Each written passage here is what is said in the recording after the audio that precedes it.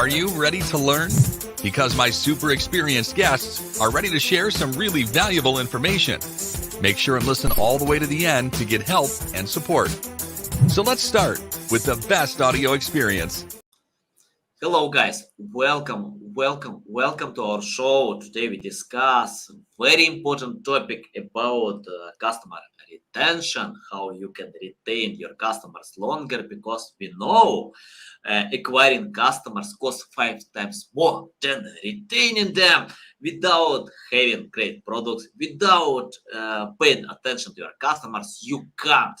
That's why I'm so excited to discuss this topic with Andrew. Michael, how are you? I'm very good. Thanks, Anatoly. Thanks for having me. Yeah, big pleasure. I want to learn more about that. I know how it's important.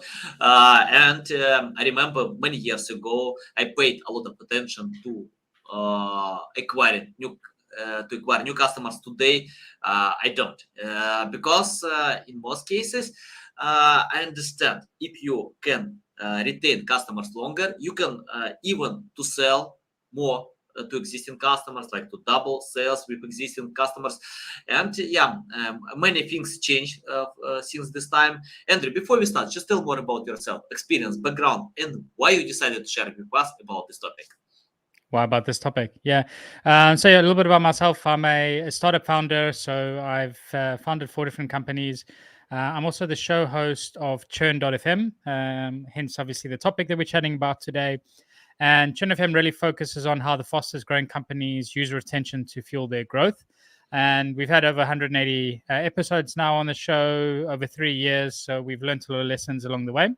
And I actually started the podcast while I was at a company called Hotjar, Analytics and Feedback, where there at that time also I spent a lot of time working on churn and retention for the business. Made a lot of mistakes along the way, learned a lot of good lessons. And it's obviously something that I'm very, very passionate about, and something that I used to launch my new company now as well, which is called Abrio. I think the man who has such background as you have can't. I think these people only share valuable insights. Can you give me a strong reason to subscribe to your podcast? Because I have a bunch of podcasts. I love to listen to them because when I walk with my dogs, when I'm driving to from place A to place B, when I'm training, I listen to audio podcasts because I can save a lot of time. Even more, when my eyes are tired, exhausted, I can't watch to this blue screen. I love to listen audio podcasts. So give me a strong reason to subscribe to your podcast, because we have many other podcasts, million podcasts. So any insights for my audience, for me to subscribe to your podcast right now? I think obviously the main thing is because of the hyper focus. We really just focus on churn and retention in subscription businesses. So if you have a company and you're trying to improve retention in your business, we speak to many different people, from CEOs to execs to VPs, different stages of growth, different companies, really just trying to illustrate that there's no silver bullet. Like a lot of times you might hear the Facebook thing where we discovered that if you get 5 friends in 10 days, you end up solving the problem. But that really downplays all the different inputs that go into it. So the podcast, what we really do is we try to understand all the different aspects when it comes to it, what are all the different inputs, and then how you can bring those all together into your business and really try improve retention, because ultimately it's going to be the biggest fuel for growth for your business. Yeah. Okay, guys, you can find the link to this podcast in the description below. Andrew, I have the first question. Where to start? For example, let me share my story. Interesting story. For example, once I decided to pay for gas, but my bank blocked my card. I don't know why. So what I did, I called to them, and they told me, if you go to the office, we can decide all your issues. I came to the office, spent some time, but a manager told me, she can't decide this issue. I need to call to call center, to security team. Then I wasted like a few hours waiting for this response, to listen to this music that I don't like it, but I did it because I needed to unblock my card. Then I got a manager who told me I can't decide, but you need to stay in line, and someone will decide. And after I don't remember exactly, like I wasted 5-6 hours when someone told me, okay, sorry, it happened. Sometimes we need to analyze weird transactions. So we blocked your card. Right now we unblock. I wasted 5-6 hours.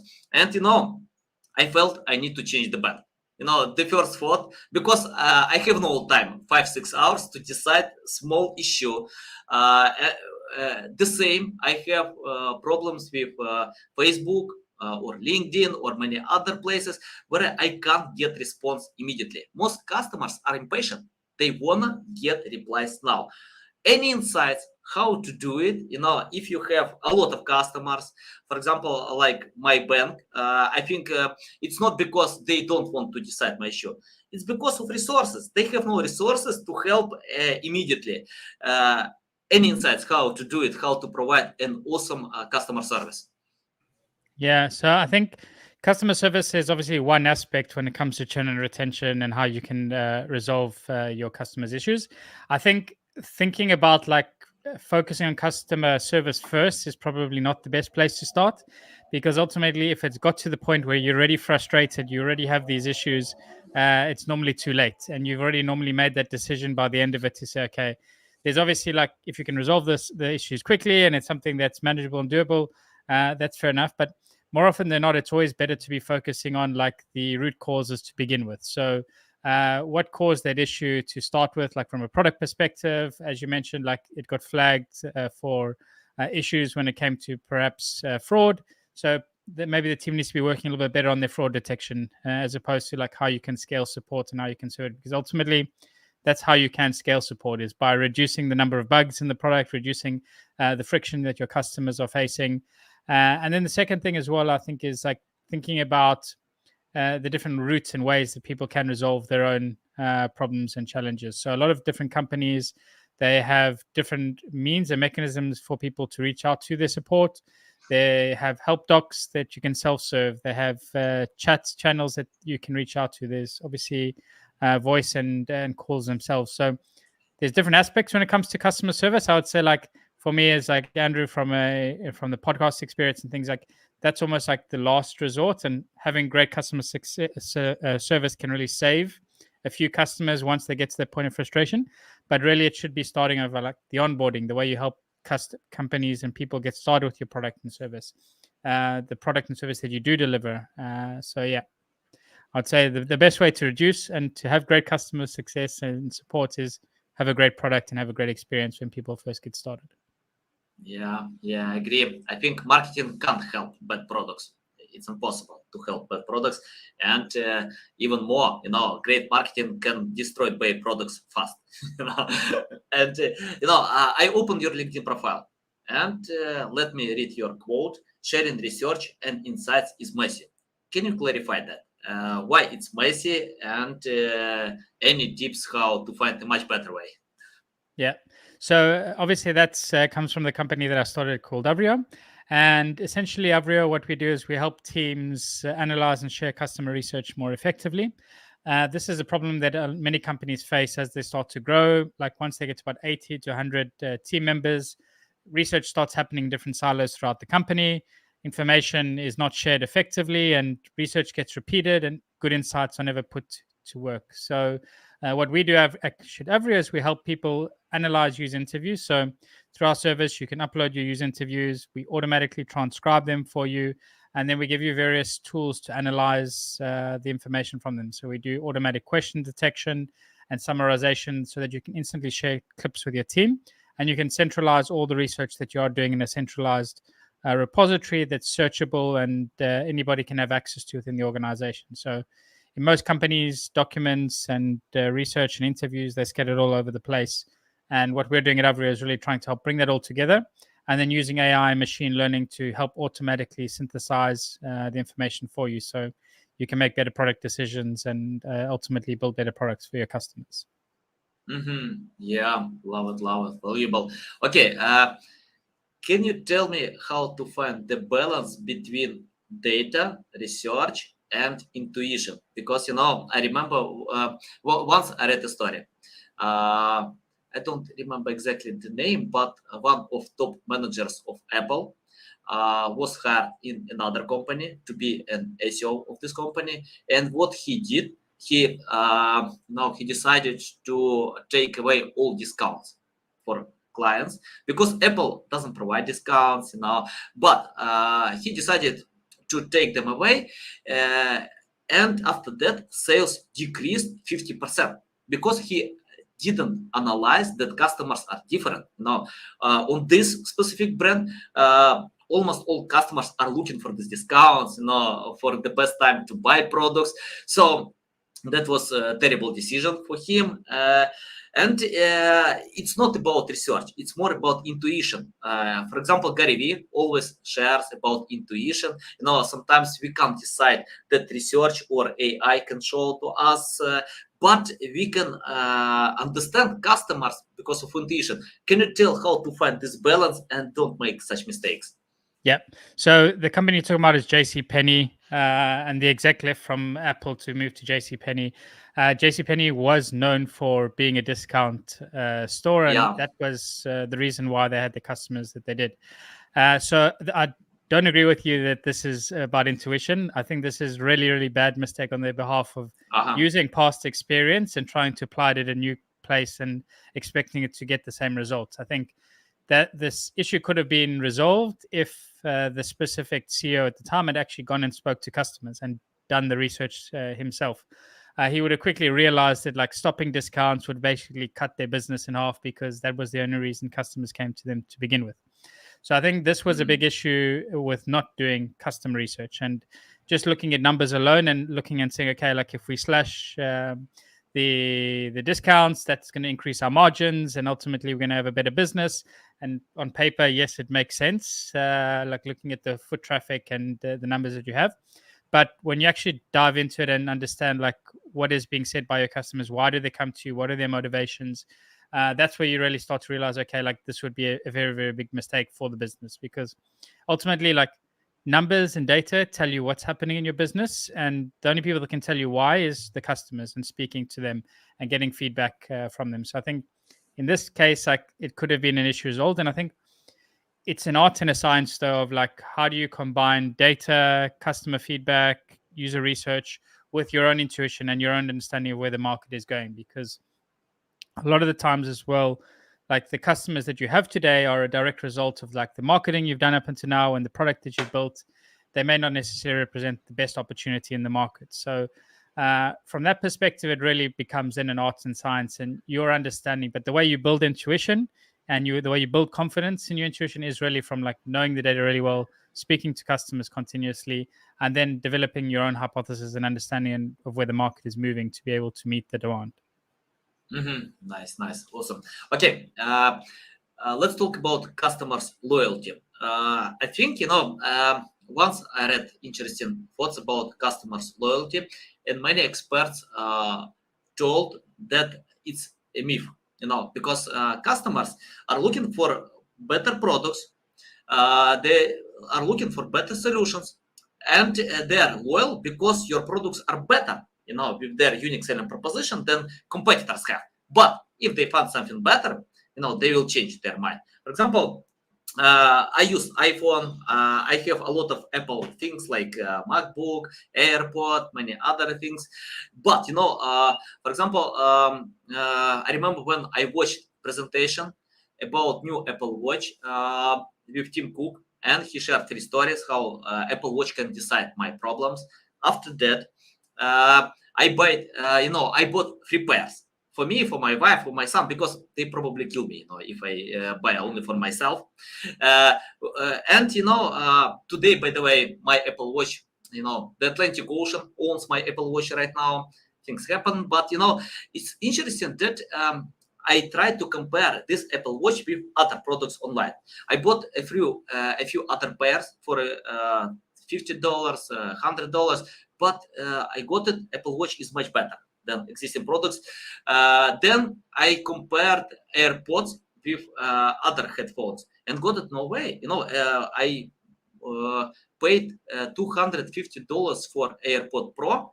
Then I bought other analogs like Meizu. I don't remember exactly all brands, but they're good as well, So for $40, $50, so you can save a lot of money, Can you tell about unique selling proposition? For example, I think we have many competitors, we have many other great products, but how to create the feeling for customers that your products are better, or highlight your strong side, don't trying to to take all sides of products, just about your strong side to retain them longer.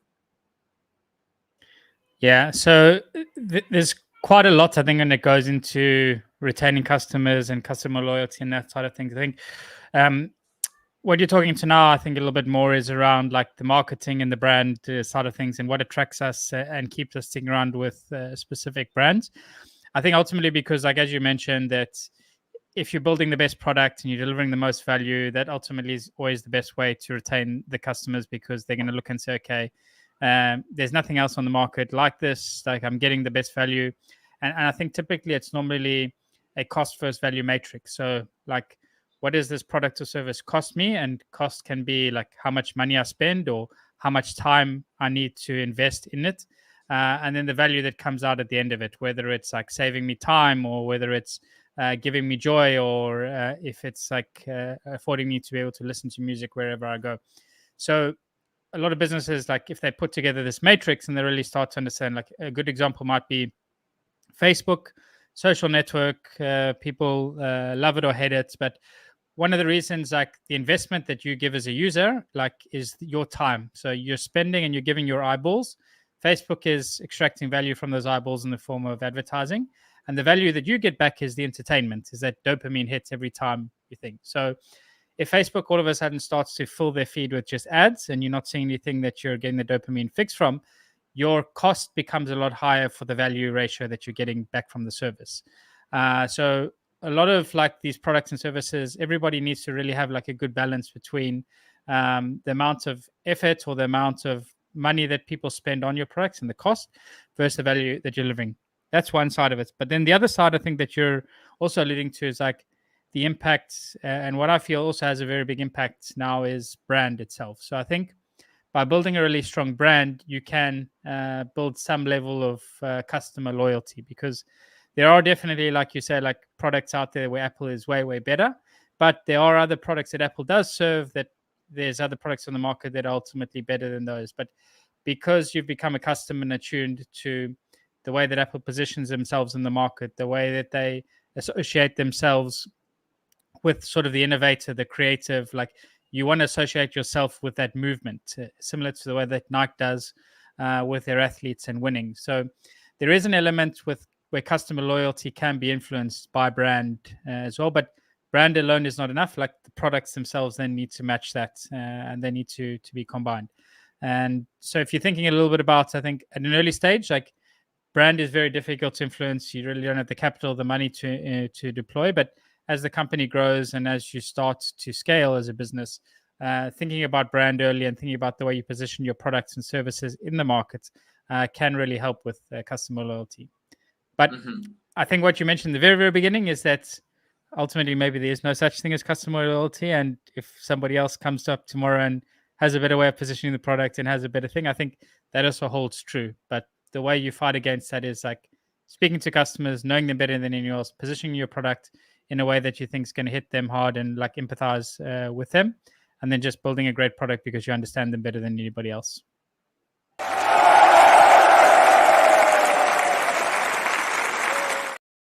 Yeah, valuable. I think if you want loyalty, you can buy a dog. A simple way to get a loyal friend, probably customer. I don't know, because dogs can treat many diseases, psychological diseases. To I don't know, to spread positive mindset. So yeah, but customers are smart. People wanna get, they can change hard-earned money with products if they believe that these products cost more. than their money. Yeah, it's simple. Okay, let's talk about how to learn customers. Even if you have great products, I think all great products become obsolete in one day. Because that's why many companies invest a lot of money, resources to update products, to innovate them. And can you tell how to learn customers in order to improve your products, how to get insights, their pain points, what they have, and to think, okay, I have a product, but my product can't satisfy 100%. What to do next? Any insights about learning customers? Yeah. So I think the first sort of thing to think about really is, who is your ideal customer profile?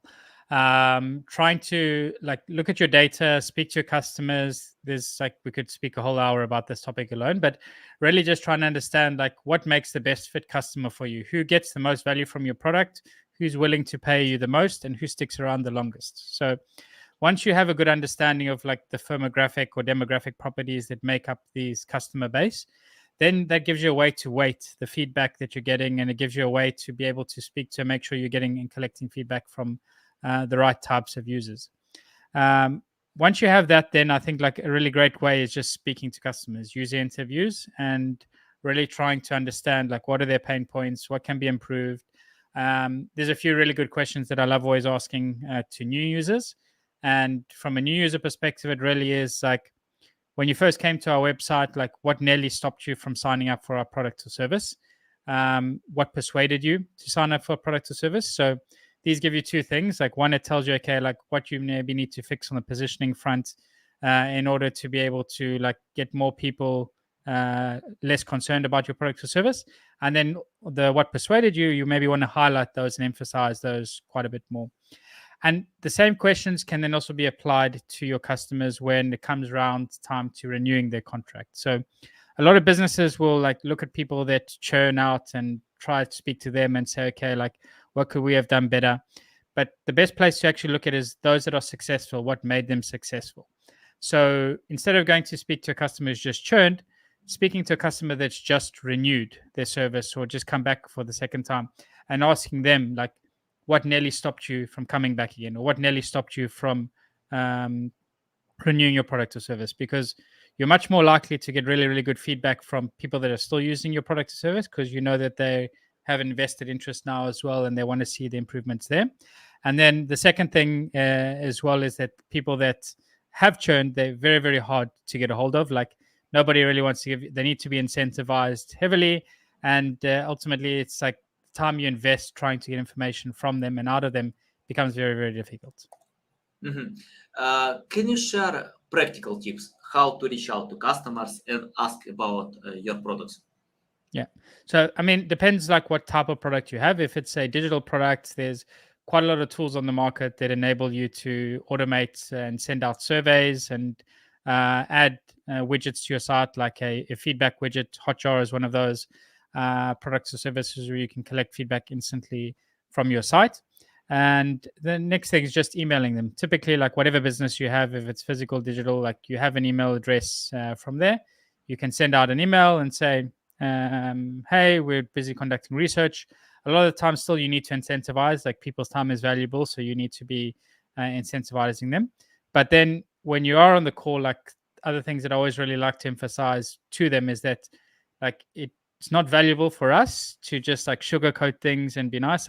Please be as blunt and direct as possible, because that is the only way we're going to get good information from this call. And I always say to them, I promise there's nothing you can say to me that will offend me in any way.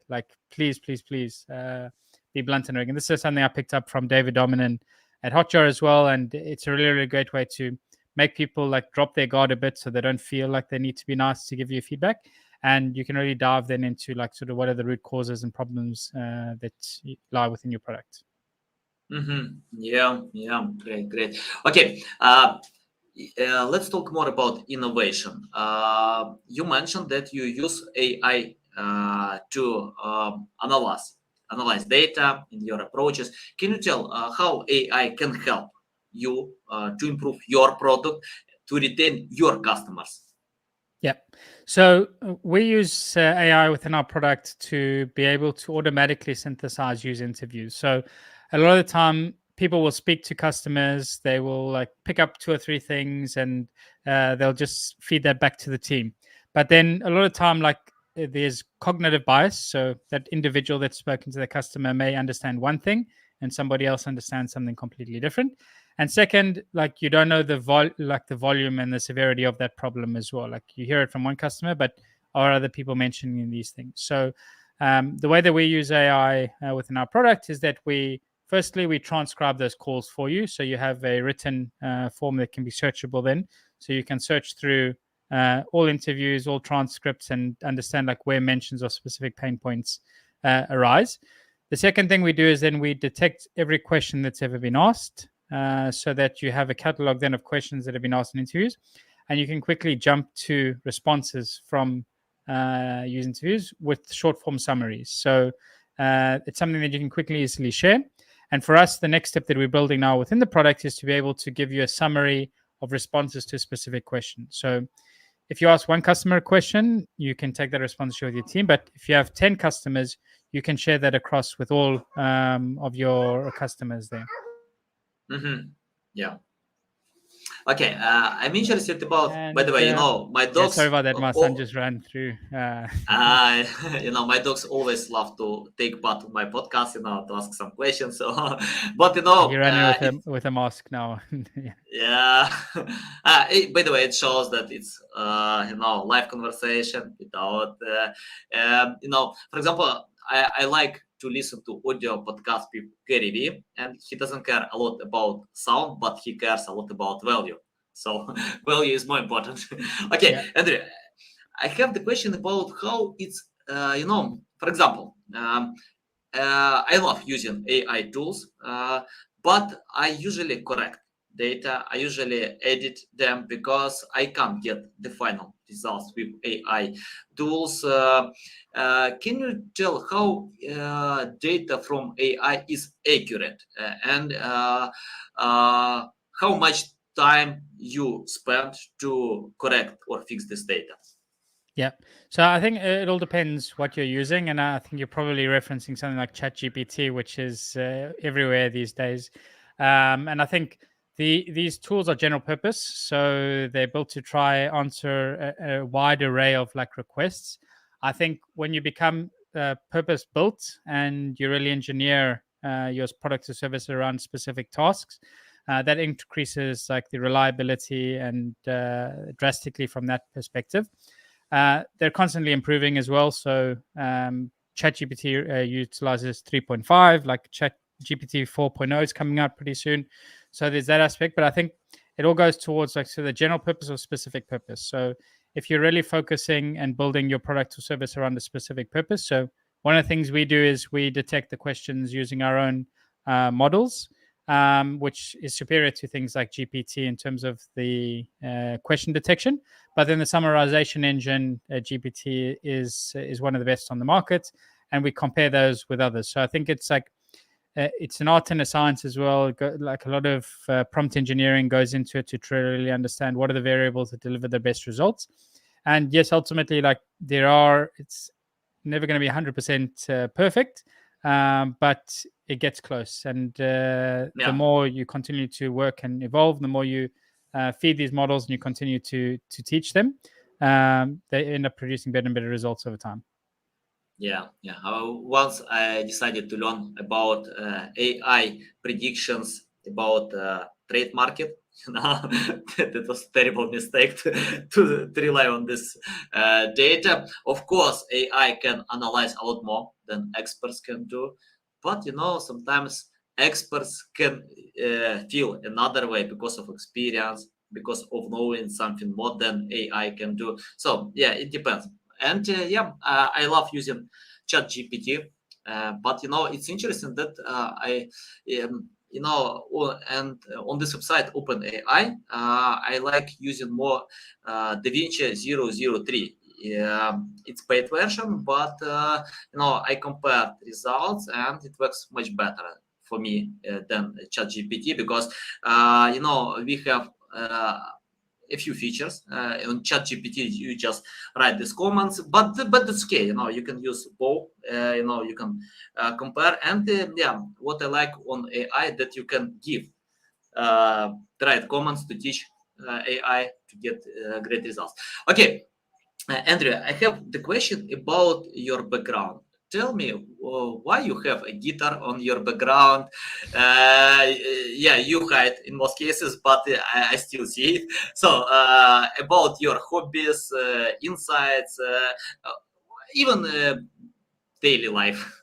Yeah, I'm going to take this the guitar down now after this. I was saying to you before we started chatting that I used to play guitar a lot, very frequently. But since my son's born, he ran in like he's 3 years old. Time and obviously having a startup as well, like 2 babies in the house.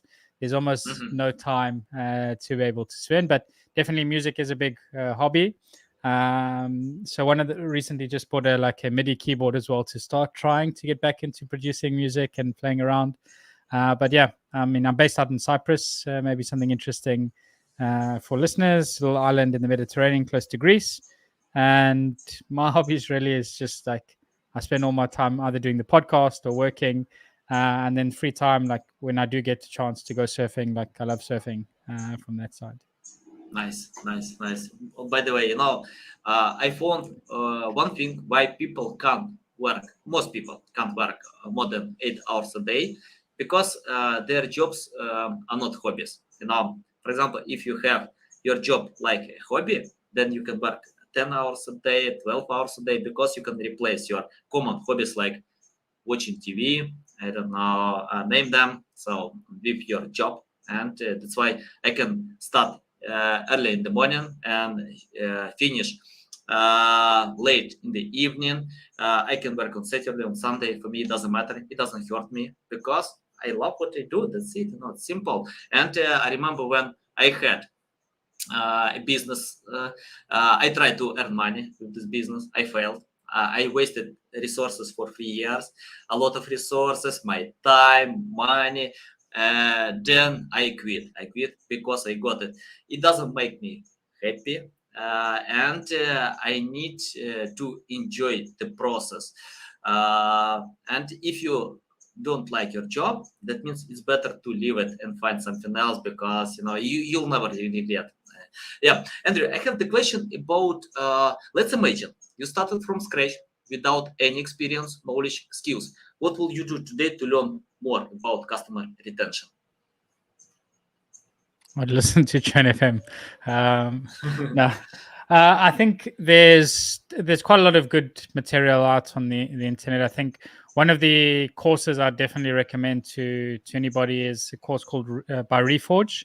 There's a retention deep dive series. I think it's one of the best out, like higher education in the market as well. So it'd be a combination between just going out and like getting experience at a startup, because I think nothing beats like direct experience working there. But then also there are like other resources like Chen FM. There's some other great blogs out there, and some really, really good courses that you can get started with to learn as well. But yeah. Nice, guys. You can find the link to the podcast Chen FM in the description below. I subscribe. I recommend to anybody else to subscribe to this podcast, because you can see a lot of valuable insights. You can learn a lot more. And I love podcast experience because of saving so much time, on this format. Okay, Andrew, I have the question about the future. Can you tell what kind of future will be? Can you predict the future on customer retention? Because many things are coming, metaverse, augmented reality, name them. So any insights about the future and how to adapt today to this future? Yeah. So I think like as years go by, customer retention becomes more and more at the forefront of people's minds. And as competition grows and as the market evolves, I think it becomes more and more important to be able to survive in business today, to really have it at the forefront of your business when you're thinking about it. So I think definitely there'll be a trend more and more where companies pay more and more attention to retention and less like emphasis on growth for the sake of growth, especially in this economy now where Venture dollars are not being invested as heavily into companies anymore. There is less emphasis on just like growth for the sake of growing, and companies now being a lot more of them being demanded in terms of what are the unit economics looking like from a business perspective. So definitely over the next few years, there's going to be a lot more emphasis on like how sustainable are these businesses that have been flooded with capital over the last few years. And with that, then will become like a whole wave of different people looking into the space, really trying to understand like what are the products and services we can deliver to do it. And I think now with especially things like ChatGPT and other AI services, a lot is going to be democratized in terms of like who has access to build products and services now. So like really focusing on understanding how you're going to keep your customers, how you're going to retain them, will give you a competitive advantage over your competitors, because ultimately customers stay with you for longer. It means that their customer lifetime value is more for your product or service, which then gives you more room to invest into other channels for growth as well. And you can double down and eventually push like your competitors out of these channels, because you have the customer lifetime value that can support a much higher cost per acquisition on the other side, and ultimately then just becomes like a reinforcing loop to help you move into the market. So definitely, as less dollars are invested now into these companies, there's become a lot more tighter and strict guidelines in terms of how to build a profitable, sustainable business. Those that are able to retain customers are going to be the ones that are the clear winners and leaders in this next market. Yeah, valuable. I remember like 10 years ago, I set up marketing campaigns, and I felt that if I invest $1, I can get $2 back. Today, it's hard, really hard, because marketing costs a lot. Pay per click is around $5-10. I paid, by the way, 5-10 cents, 100 times less. And today, if you wanna acquire new customers and get back $2, you need to retain them longer. You can't go ahead without retaining customers because of the cost of acquiring these customers. But if you can retain them, if your customers can bring their friends, then you can grow. Yeah, simple way. Andrew, it's a big pleasure to get on my show, to learn from you. Tell our audience the best way how to reach out to you, how to learn more about you, how to follow you. Yeah, so I'm available most social platforms, LinkedIn, Twitter. Andrew Michael SA is the handle, and always love talking about this topic. So like if you're interested to chat a little bit more, or maybe you have an interesting story that you'd like to share on the podcast of how you've tackled churn retention, please like reach out to me, either LinkedIn or Twitter, and my email as well is andrew@avrio.com if you want to send an email directly there too.